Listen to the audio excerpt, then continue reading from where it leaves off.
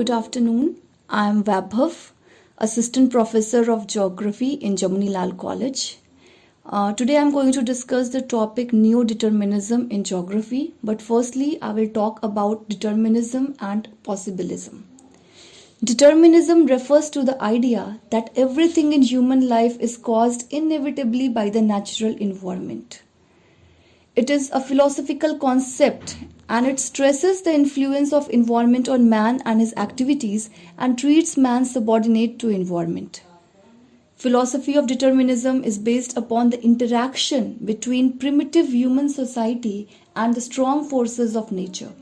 This is an older philosophy which persisted till the World War II.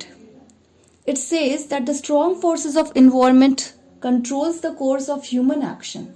This implies that the history, culture, mode of life, and the level of development of the societal groups and countries are exclusively or largely controlled by the physical environment. When we talk about possibilism, it came as a reaction to determinism. It is based upon the assumption that environment sets certain constraints or limitations, but culture is otherwise determined by social conditions. This theory says that the true and the only geographical problem is that to utilize those possibilities. Nature provides possibilities and man utilizes them according to his culture, traditions, and levels of socio-economic development. People are not just the products of their environment. Nature is never more than an advisor. There are not necessities but everywhere possibilities.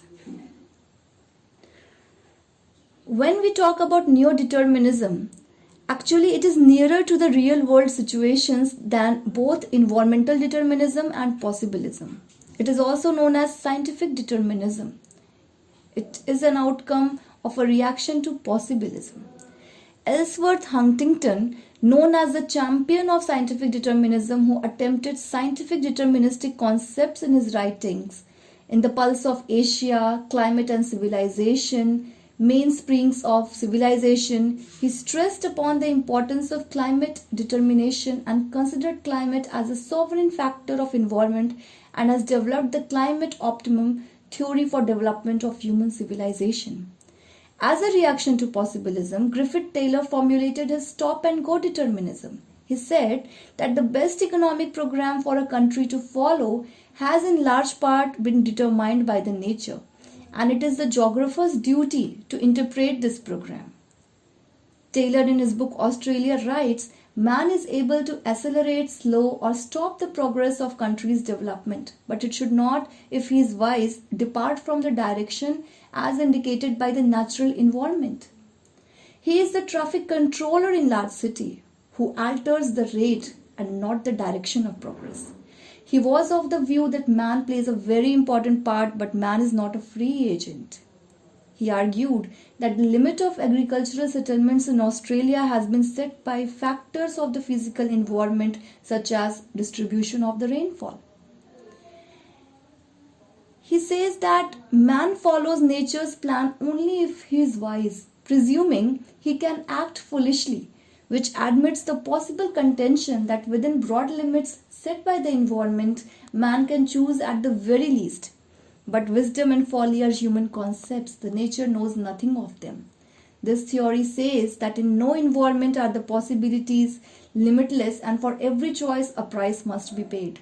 Man makes his choice and man himself judges its relative wisdom or folly by reference to goals he himself has established.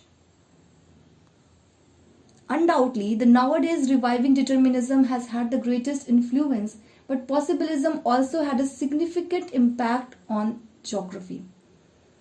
So, in this manner, we studied that how possibilism, determinism and neo-determinism have different philosophies and how they have shaped the geographical thought throughout the history of geography.